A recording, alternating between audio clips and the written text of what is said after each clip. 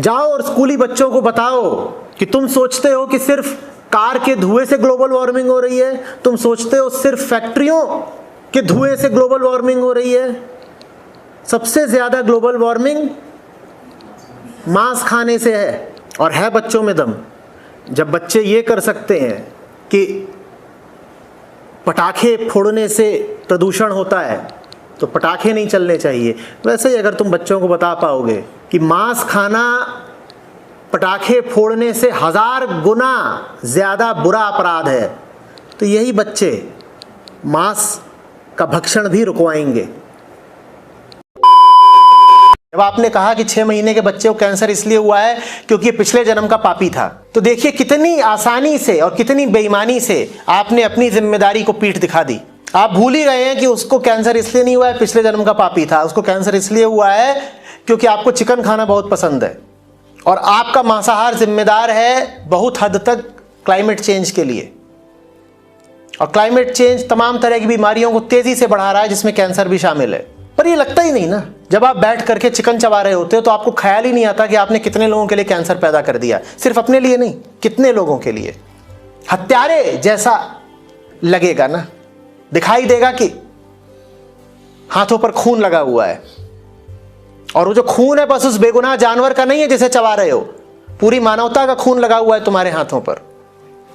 तो फिर हम कहते हैं नहीं नहीं नहीं, उस बच्चे ने ही पूर्व जन्म में कुछ पाप किए होंगे इसलिए उसको कैंसर हो गया ना।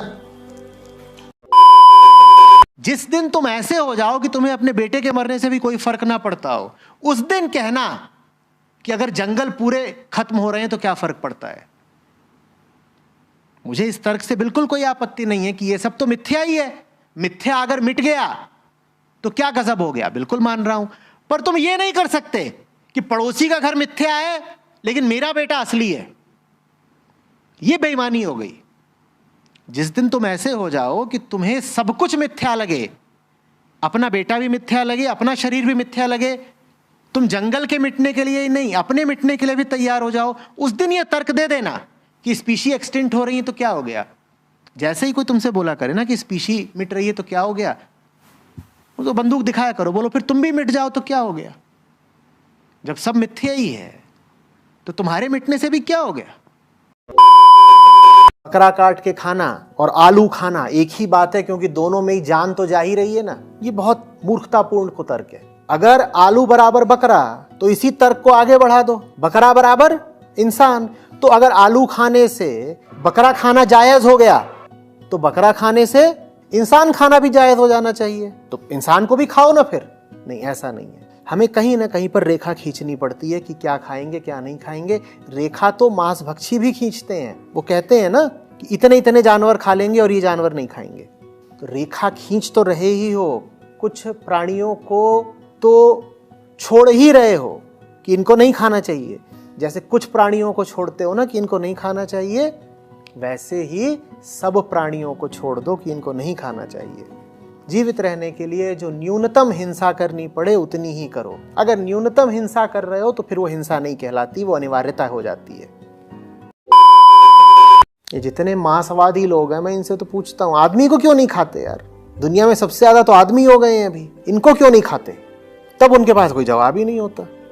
अन्यथा वो बहुत कूद कूद के बताएंगे तो प्रोटीन चाहिए होता है, ओमेगा 3 फैटी एसिड चाहिए होते हैं, ये चाहिए वो चाहिए, इसके लिए तो मांस खाना बहुत जरूरी है ना। अच्छा, तो आदमी को ही खा लो फिर, क्या समस्या है। वैसे भी जितनी नफरत आदमी को आदमी से उतनी किसी और से तो है नहीं। तो जिनसे नफरत है उन्हें मारते तो हो ही, काट देते हो, बड़े बड़ी लड़ाइयां होती है, लाखों मरते हैं, उसमें दंगे होते हैं, लाखों मरते हैं। तो जिनको मार ही रहे हो उन्हें खा भी लिया करो। खा का ही नहीं लेते, क्योंकि बात चेतना की है। जिसकी चेतना तुम्हारे जैसी है तुम उसका मांस नहीं खा पाओगे, क्योंकि उसका मांस खाने का मतलब होगा अपना मांस खाना। गौर से देखो, इतने अंधे मत बने रहो कि जानवरों की चेतना भी बिल्कुल तुम्हारे जैसी है, फिर नहीं खा पाओगे जानवरों को। अरे नॉनवेज क्या होता है, सीधे बोलो आज किसी की जान लेने का मन था, आज किसी की गर्दन पे छुरी चलाने का मन था। पर ये बात बोलोगे तो तुम्हें ही अच्छा नहीं लगेगा, तो कहते हो चलो जी थोड़ा नॉनवेज खा के आए। कत्ल को बड़ी आसानी से छिपा गए, क्या खूबी है, कत्ल भी कर डाला और गुनाह भी नहीं हुआ। ये सिर्फ इसलिए है क्योंकि जिंदगी में प्रेम नहीं जानते, बहुत कमी है प्रेम की। पशुओं से क्या, इंसानों से भी प्रेम नहीं है। तुम्हें कभी किसी से भी सच्ची मोहब्बत हो जाए, उसके बाद मांस नहीं खा पाओगे। मोहब्बत छोड़ दो, तुम्हें मोह भी हो जाए तो भी मांस खाना मुश्किल हो जाएगा। यही कारण है कि दुनिया का कोई भी देश हो, वहाँ स्त्रियां मांस कम खाती हैं, पुरुष ज़्यादा खाते हैं। स्त्रियां प्रेम जानती हो ना जानती हो, मोह ममता तो जानती हैं।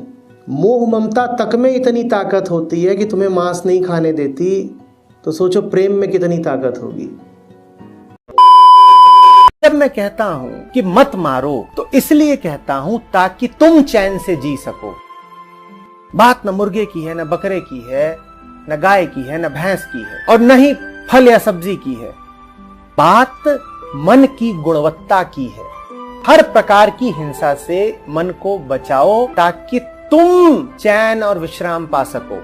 अपने स्वार्थ के लिए, अपने परमार्थ के लिए बचो जानवरों को मारने से या किसी को भी मारने से। इसमें यह भी शामिल है कि तुम जानवरों का शोषण करते हो, उनका दूध निकालते रहते हो, उनको बंधक बना के रखते हो। हर प्रकार की हिंसा की बात कर रहा हूं मैं, मनुष्य के प्रति, पर्यावरण के प्रति, जानवर के प्रति, स्वयं के प्रति। मैं कह रहा हूं तुमने जो भी हिंसा करी है, चाहे किसी के भी खिलाफ करी हो, अंततः अपने ही खिलाफ करी, अपने ही खिलाफ करी।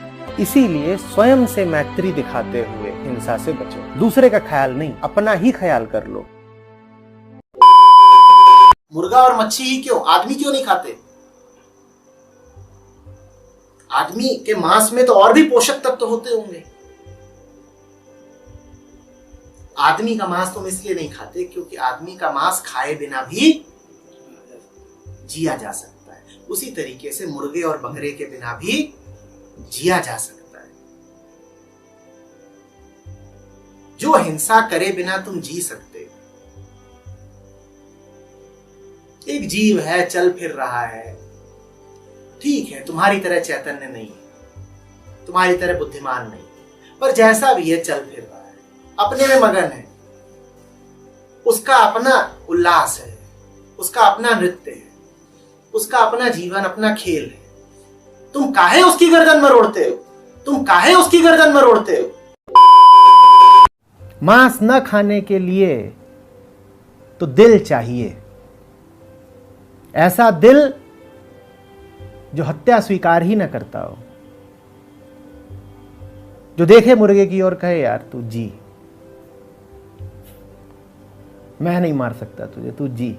ऐसा नहीं कि तुझे मार पाने की ताकत नहीं मेरी, तेरी बिसात क्या है, नन्हा सा जीव है, मुझे एक पल नहीं लगेगा तेरा काम तमाम करने में, पर नहीं मारूंगा। भूखा बहुत हूं पर तुझे मारूंगा नहीं। बस ऐसा दिल हो आप के पास तो बात दूसरी, अन्यथा कोई तर्क नहीं है। आप मारे जाओ जीवों को, सेहत बढ़ती रहेगी।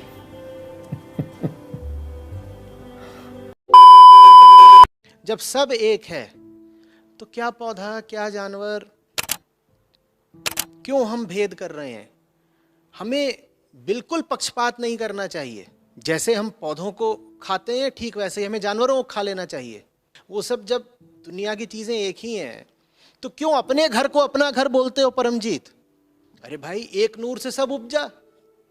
सड़क और बिस्तर में कोई अंतर ही नहीं होना चाहिए। आज की रात सड़क पर सोना। क्यों अपने परिवार को अपना परिवार बोलते हो?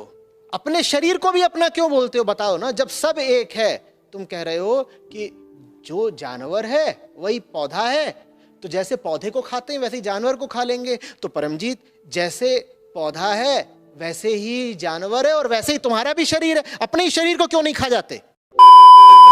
रोज लाखों करोड़ों जानवरों को कत्ल किया जाता है सिर्फ इसलिए ताकि आपके जबान को स्वाद मिल सके। आपको क्या लगता है ये जो गुनाह है इसकी कोई सुनवाई नहीं होने वाली? जो तड़प तड़प के मर रहे हैं, आपको क्या लगता है इनकी आह व्यर्थ जाने वाली है? नहीं, बिल्कुल भी नहीं। जो मन जानवरों के प्रति हिंसक है, भूलिएगा नहीं, वो सबके प्रति हिंसक होगा। वो पूरी दुनिया के प्रति हिंसक होगा, समाज के, देश के प्रति हिंसक होगा, यहाँ तक कि वो अपने परिवार के प्रति हिंसक होगा। वो अपने ही छोटे बच्चे के प्रति हिंसक होगा। जानवर को मार करके आप चैन से नहीं जी सकते, बात खत्म। और आप कितने भी तर्क दे लें कि नहीं साहब हमारे समुदाय में तो जानवर को मारना ठीक माना जाता है, ये बात समुदाय वगैरह की नहीं है, ये बात सत्य की है। बात बस इतनी सी है कि जानवर कमजोर है, वो आपका विरोध नहीं कर सकता, तो आप उसे मार ले जाते हैं। जो कमजोर मिला उसको काट दो और उसके मांस में मसाला मिला के खा जाओ, और फिर अपनी बात को सही साबित करने के लिए उधर उधर के 50 तर्क गढ़ो। थोड़ी देर पहले इसमें लहर थी, उत्कंठा थी, प्राण थे। ये चहक रहा था, ये जीना चाहता था, इसे घास पर कूदना था, खेलना था, इसे सांस लेनी थी, इसे आसमान की ओर देखना था। जैसे बच्चे खेलते हैं वैसे ही खेल रहा था। छुरी चलाने का क्षण समझते हो? कैसे धीरे धीरे आंखों से ज्योति बुझती है, इधर गले से लहू की धार बह रही है, दिल अभी धड़क रहा है, खून बहुत जोर से बहता है, और उधर आंखें धीरे धीरे निष्प्राण हो रही हैं, रोशनी बुझ रही है, और वो कह रहा है मुझे अभी जीना है, मुझे अभी जीना है। बस जब दिल ना करे मारने का, तब जान लेना कि मांस मेरे लिए नहीं है। जब चेतना इतनी सजग हो जाए कि देखे मांस के टुकड़े को, और जहन में कौंध जाए कि ये कि जो तुम हो वही वो है जिसकी हत्या करना चाहते हो, तुमसे की नहीं जाएगी।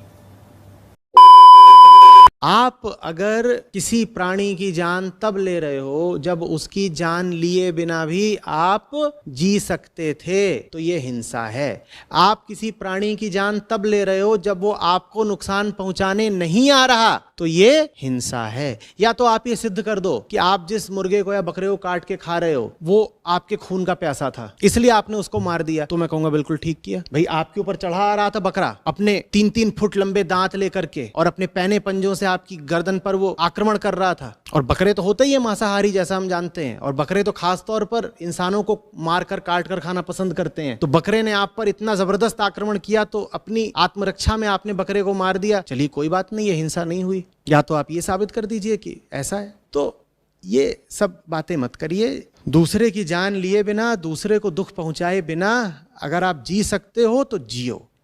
सीधी सच्ची बात है, इसी का नाम अहिंसा है। किसी को हक नहीं है किसी जानवर को काट देने का, और अगर कोई जानवर कट रहा है तो यह किसी का व्यक्तिगत मसला भी नहीं है। एक जीव पर किसी और का अधिकार नहीं हो सकता। एक आदमी पर दूसरे आदमी का अधिकार हो सकता है? क्या एक आदमी दूसरे आदमी की संपत्ति कहला सकता है? उसी तरीके से एक पशु भी किसी दूसरे पशु की संपत्ति नहीं कहला सकता। हमारी सभ्यता संस्कृति अभी अविकसित हैं, अधूरे हैं, इसलिए हम इस तरह के शब्दों का प्रयोग कर लेते हैं कि पशुधन वगैरह। जब किसी की संपत्ति नापी जाती है तो उसमें कहते हैं पशुधन इतना, पर यह बात बस यही दिखाती है कि अभी हम पूरे तरीके से इंसान हुए नहीं हैं। अभी भी हम एक जीव को दूसरे जीव की संपत्ति मान रहे हैं। कोई जीव किसी दूसरे जीव की संपत्ति नहीं होता। बहुत लोग ऐसे होते हैं जिन्हें मरना भी स्वीकार होता है, सुधरना नहीं। अभी इन दिनों टीवी पर रामायण आती थी, उसमें से आदमी के चरित्र के बारे में कई बातें आपको देखनी चाहिए थी। रावण एक से अधिक अवसरों पर स्वीकारता है कि मैं जानता हूं मैं गलत हूं। कुंभकर्ण के समक्ष, मंदोदरी के समक्ष, यहाँ तक कि मेघनाद के सामने भी मैं जानता हूं मैं गलत हूं, पर मुझे तो ऐसे ही रहना है। कहता है हाँ मैंने गलती की, हाँ मुझे अहंकार हो गया, हाँ किसी और की भार्या का अपहरण करना बहुत गलत है, पर किया जो किया, हम तो ऐसे ही हैं।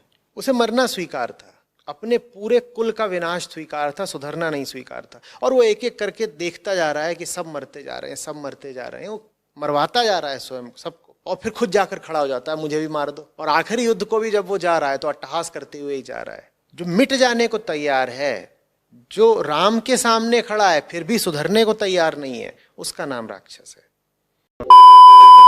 वो वहां जंगल में पड़े थे जहां एक चीज पहले से तैयार की हुई उनको नहीं मिलती थी, और हमने दिवाली को बना दिया है उपभोक्तावाद का पर्व। बाजारें बाजारें बाजारें। श्री रामचंद्र 14 साल तक शॉपिंग कर रहे थे क्या? तो उनके त्योहार पर आप शॉपिंग करने काहे निकल पड़ते हैं? तुक क्या है, थोड़ा समझाइए। उनको तो बेचारों को वस्त्र भी न जाने कहां से उपलब्ध होते होंगे, कुछ भरोसा नहीं। मिठाइयां पाते थे वो, तो आप ये मिठाईबाजी क्यों शुरू कर देते हैं दिवाली पे भाई? और ऐसा नहीं कि वो जंगल में थे इसलिए भोग विलास से दूर थे, वो लौट के भी आए महल में। तो भी वो जिए वैसे ही जैसे जंगल में रहते थे।